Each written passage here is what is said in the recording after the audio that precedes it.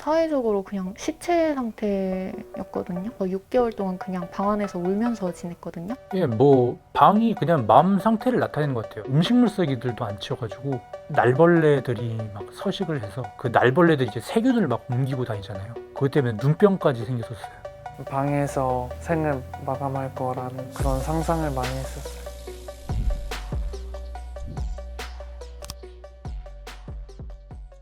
안녕하세요. 네, 안녕하세요.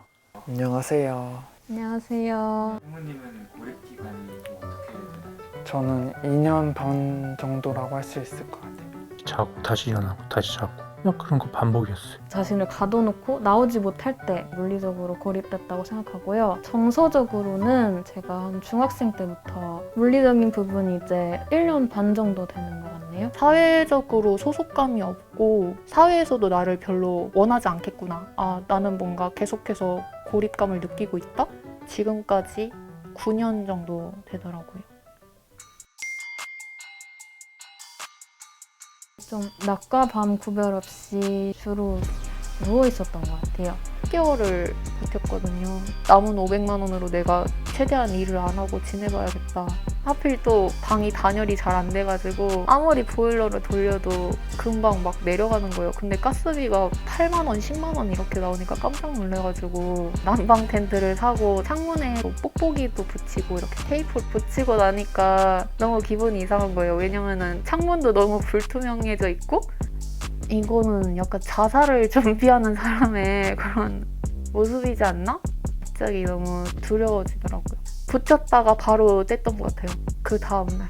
하루씩 하는 알바를 찾아보다가 물류센터를 찾아갔던 것 같아요. 그 회사는 이제 내일도 나오라고 하셔서 충성심에 1년 정도 계속 일을 하게 된 것 같아요. 내일에 오는 물건을 정리하는 일이었거든요. 내일에 손이 빨려 들어가서 손가락 하나가 골절된 경험이 있어요. 앞으로 어떻게 살아야 되나, 더 나은 일을 할 수 있을 것인가. 아침 8시에 잘 때도 있고 11시에 잘 때도 있고 아침이 밝아가지고 7, 8시부터 뭔가 어린이집에 배웅을 해주는 부모님들이나 학교로 가는 학생들이나 뭐 직장으로 출근하는 분들 빨리 걸으려는 그런 걸음들이 보여요. 저는 갈 곳이 없으니까 아, 내가 다른 사람들이랑 좀 다르게 살고 있구나. 최근에 한 일로는 채팅방 사람 결혼식에 뭔가 사람들 좀 겁나기도 하고 해가지고 인형탈 쓰고 갔다 온 게 있겠네요. 결혼식 끝나고 나서 웬 꼬마애가 막 엄마 곰돌이 막 이러는 거예요. 인사하고 이렇게 꼭 안아줬거든요. 그러니까 되게 좋아하더라고요. 아, 좀 그래도 이렇게 하고 오길 잘했다 싶었어요. 왜 얼굴을 가리고 가셨어요? 이런 거북목 이런 거라던가 뚱뚱한 모습이라던가 뭔가 그런 게 사람들한테 좀 혐오감을 주잖아요. 네.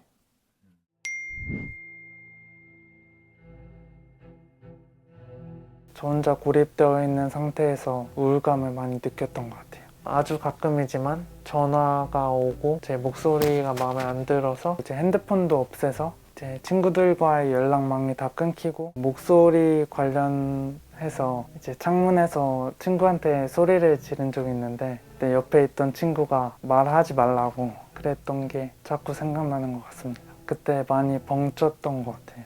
좀 더 하이톤, 좀 더 중성적인 목소리였던 것 같아요.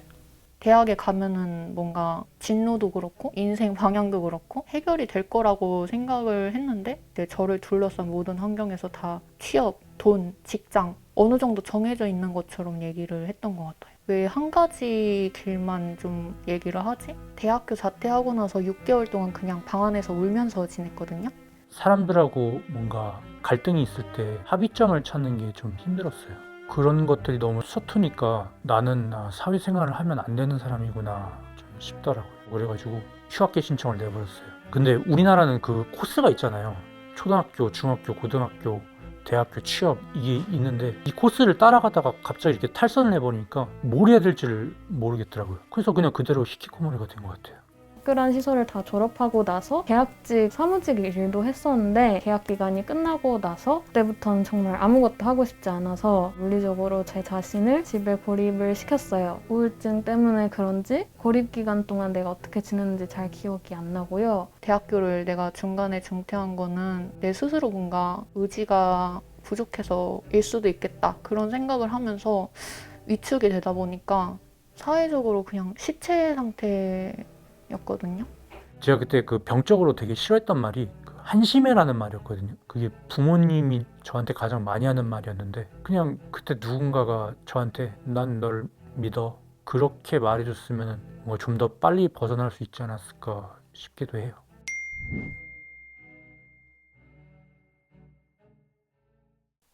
지금도 용서하기 힘들어요. 엄마랑 누나랑 있는 집에 얹혀서 살았어요. 근데 그날은 막 도를 넘어서가지고 누나 방에 있는 물건들을 막 어지르고 막 집어 던지고 막 그랬어요. 다음날에 이제 누나 방에 들어가 보니까 그 누나 방 구석에 목표를 적어둔 그 화이트보드가 있었거든요. 거기에 그 미술 심리 치료라고 적혀 있는 거예요. 근데 누나가 원래 그런 거에 관심 있는 사람이 아니거든요. 지금 와서 생각해 보면은 누나도 뭔가 나도 모르는 그런 문제를 어렴풋이나마 좀 알고 있지 않았을까 좀 그런 생각이 들었어요. 누나가 저한테 그런 말을 한 적 있어요. 너는 모르겠지만 나는 항상 네 생각한다고. 그러니까 내가 무슨 짓을 한 거지? 그러니까 그런 생각이 들더라고요. 우선 제 주변에 사람들이 유일하게 가족밖에 없었는데 말다툼이 생겼을 경우에 그냥 방문을 세게 닫았던 그런 기억들이 있는데 유일한 관계인 가족들한테도 마저도 그런 갈등이 있는 게 우울하게 만들었던 것 같아요. 어느 순간에 나는 어느 정도 슬픔도 기쁨도 우울함도 다 맛을 본 것 같고 더 이상 궁금한 게 없고 더 살지 않아도 괜찮지 않을까? 그런 생각이 들었는데 아 진짜 그냥 이렇게 죽을 거면은 어디 가고 싶었던 데라도 가야 되지 않을까? 에너지를 쥐어짜가지고 인도 여행을 다 예약을 해놨는데 가기 전에 가이드북을 보니까 너무 경고, 주의 막 이런 게 너무 많은 거예요. 이런 것도 위험하고 저런 것도 위험하고 아 내가 왜 간다고 했지? 그때 약간 아 내가 되게 죽고 싶다고 생각했는데 그래도 아직은 좀 살고 싶구나 그런 생각을 했던 것 같아요. 가족들도 동의를 해서 데려오게 되었는데 보는 순간 그때 좀 고통을 한순간 잊는 거예요. 그 고통을 잊게 해준 순간들이 쭉 이어진 것 같아요. 막 강아지가 막 뛰어놀잖아요.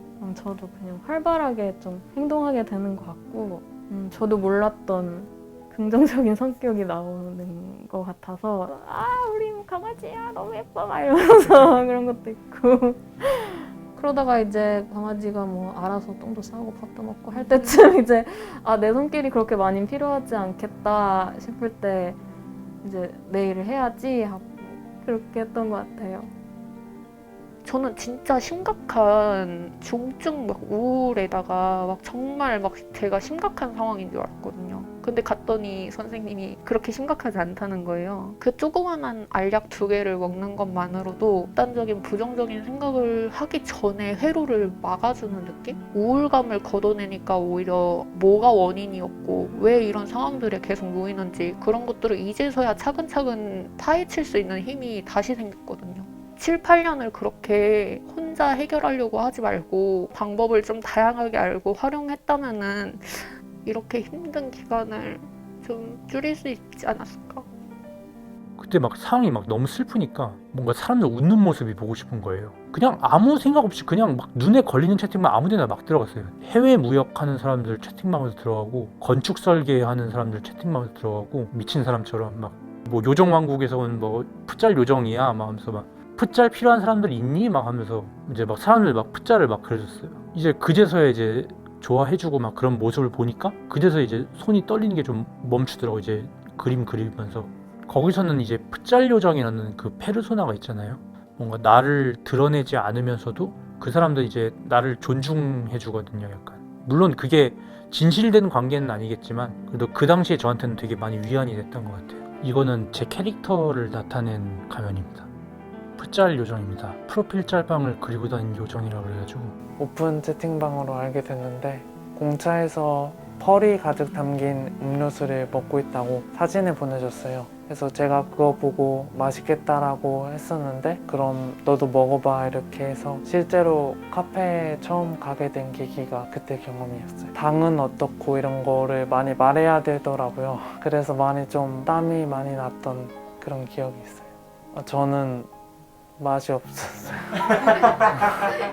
사람들과 완전 고립되어 있는 상태로 살 수는 없다고 생각도 들고 제가 밥을 먹을 때도 쌀을 수확한 사람이 있고 핸드폰을 쓸 때도 핸드폰 부품을 만든 사람도 있고 그런 모든 게 다 서로 이어져 있다고 생각해서 사람들이랑 함께 해야 된다는 게 도망가지 않고 그러는 게 해결 방법인 것 같습니다. 지금 현재 상태가 동그라미는 아직 아니고 그렇다고 X도 아니어서 세모로 결정하게 됐습니다. 시작부터 세모였는데 X로 갔다가 다시 이제 세모로 온 상태입니다.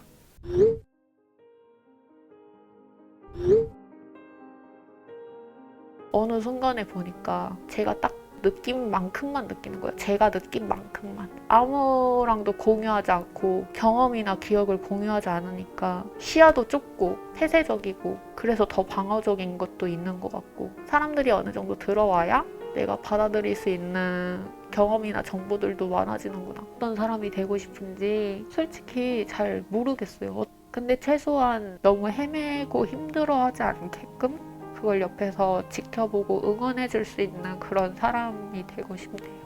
뭔가 푹신푹신한 잔디 같은 사람이 되고 싶다고 생각을 해서 그렇게 닉네임을 정했습니다. 잔디에 맞춰서 이제 피디님께서 손수 다 만들어 주셨다고 해서 아 잔디 인형을 거부할 수 없는 운명이구나 하고 착용을 하게 됐습니다. 사실 저는 좀 사랑을 많이 주고 싶은 그런 사람인 것 같아요, 요즘에는. 그래서 해바라기를 하게 되었습니다. 제가 먼저 다가가지는 못해도 같이 있을 때 아무 말을 하지 않아도 전혀 어색함을 느끼지 않는 그런 친구가 가장 이상적인 관계라고 생각하는데 그런 사람이라고 느껴서 고립 청년 한 명한테 해주고 싶은 얘기가 있어요. 그 이제 은둔 청년 그 지원단체가 하나가 망했어요. 그 친구가 소속돼 있던. 그러다가 이제 한참을 지나서 이제 다시 만났는데 희망을 잃었더라고요. 사람들이 혹시 보고 비난하고 쓸모없다 뭐 그렇게 말할 수도 있어요. 스스로 믿는 걸 포기하면 안 돼요. 네, 그 말이 해주고 싶어요.